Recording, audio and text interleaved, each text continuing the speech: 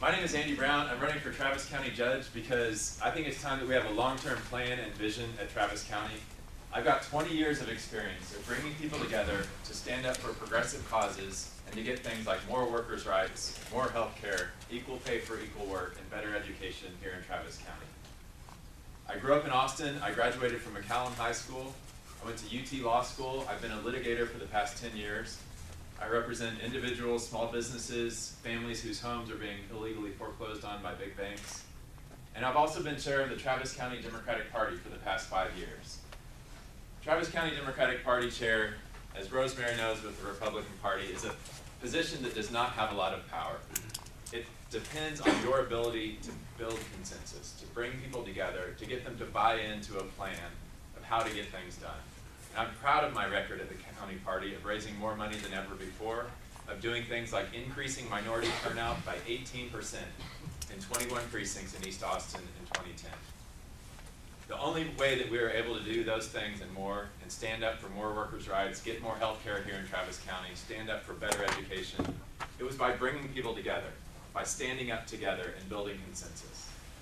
The county judge position, as I think most of y'all know, it's not a judge that hears cases. It's a little bit more like mayor of the county. With one big difference, you cannot get anything passed without having 3 votes on the commissioner's court. And increasingly, with the increasing population that we have in Austin and Travis County, you have to work together with the city council, with the state government, with our federal government, and with our neighboring governments and counties. All of that requires somebody with the ability to bring people together, to stand up for the causes if we really want to get things done at Commissioner's Court. Some of the things that I want to work on at Commissioner's Court are not new ideas, but they're things that just haven't happened yet. Ethics reform. Right now, there's no ethics commission in Travis County. We've got one at the city, we've got one at the state. Other counties like El Paso already have it. In El Paso County, if you want to find out who's lobbying county government, you go to their website, you can look it up and you can see. Here at Travis County, you can't do that.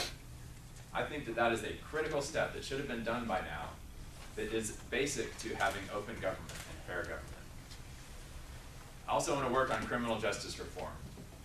Right now in Travis County, if someone is arrested for public intoxication, they sometimes have to be taken by a police officer or a sheriff's deputy to the emergency room, where they are in custody, so they are supervised while they're sitting at the emergency room. This fills up our emergency room, this takes police off the streets, and it's not over yet. After the emergency room, they're taken to central booking where they're booked. It's another cost for us, the taxpayer. They also, we end up housing them, we prosecute them. If they're indigent, we give them a defense lawyer. And worst of all, the person gets an arrest record when really what they may have just needed was more mental or behavioral health treatment. One way that we can bring this about is a sobriety center. It's something, again, that they're doing in other counties. They've been doing it in San Antonio and Bexar County since 2010, and they've been doing it in Houston for, I think, about the past 7 months. And the idea there is that the police officer or the sheriff's deputy can, when they pick someone up for public intoxication, they take them to the sobriety center, and in Houston at least, within 10 minutes, the police officer is back on the street patrolling the streets. And that person who's in the sobriety center has a safe place to sober up overnight, and then the next day they're steered towards treatment options and housing options. I think that we need that here. We need smarter public policy that provides better mental and behavioral health care up front and does not end up warehousing people in our jail, which we spend about $35,000 a year on for each person in that jail. There's just smarter things that, frankly, are not new ideas. They've been studied by Travis County in the past. We just haven't had them.